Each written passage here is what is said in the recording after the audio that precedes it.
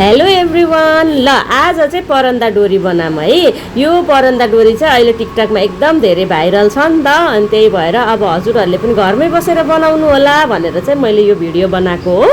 यो परन्दा डोरीमा युज भएको मेटेरियलहरू चाहिँ बुटिकको सामान पाउने पसलहरूमा पाउँछ। मैले चाहिँ सिम्पल खालको ल्याएर युज गरेको छु भने हजुरहरूले चाहिँ मिरलवालाहरू पनि ल्याएर युज गर्न सक्नुहुनेछ।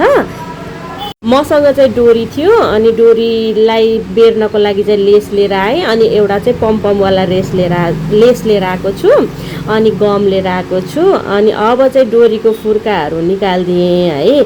अब हामीले यहाँ चाहिँ अरू फुर्का लगाउनु छ नि त, अनि त्यही भएर अनि यो फुर्का निकालिसकेपछि त्यो गोल्डन कलरको लेसले चाहिँ डोरीलाई बटार्ने है। अनि बटारिसकेपछि लास्टमा चाहिँ टेप के अरे गमले टाँस्छु भनेको गमले चाहिँ टाँसिएन, अनि त्यही भएर मैले चाहिँ मसँग पोतेमा बत्तु लगाउने धागो थियो, त्यसैले बाने। हजुरहरूले चाहिँ जुनसुकै धागोले नि बान्न सक्नुहुन्छ है।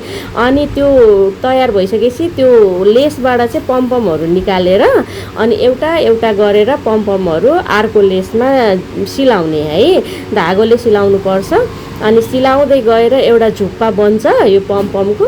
अनि झुप्पा बनिसकेपछि चाहिँ मैले रेड कलरको मोती प्रयोग गरेको छु है। हजुरहरूसँग चाहिँ जे छ त्यही प्रयोग गर्न सक्नुहुनेछ।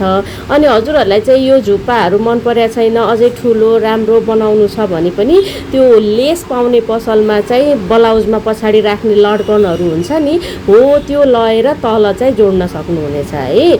मसँग चाहिँ यो भएको भएर मैले यही युज गरेँ। हजुरहरूले चाहिँ अरू डिजाइनको पनि युज गरेर बनाउन सक्नुहुनेछ। अनि त्यो बनाइसकेपछि अनि फेरि त्यो लेसलाई बटारेर अनि माथि लगाएर सिलाइदिनु होला। अनि यति गरिसकेपछि हाम्रो परन्दा चाहिँ तयार भयो है। अब यो परन्दाको डेकोरेसन चाहिँ हजुरहरूले आफ्नो इच्छाले अरू मेटेरियलहरू राखेर पनि गर्न सक्नुहुनेछ। ल हजुरहरूलाई कस्तो लाग्यो कमेन्ट गर्न नबिर्सिनु होला। धन्यवाद।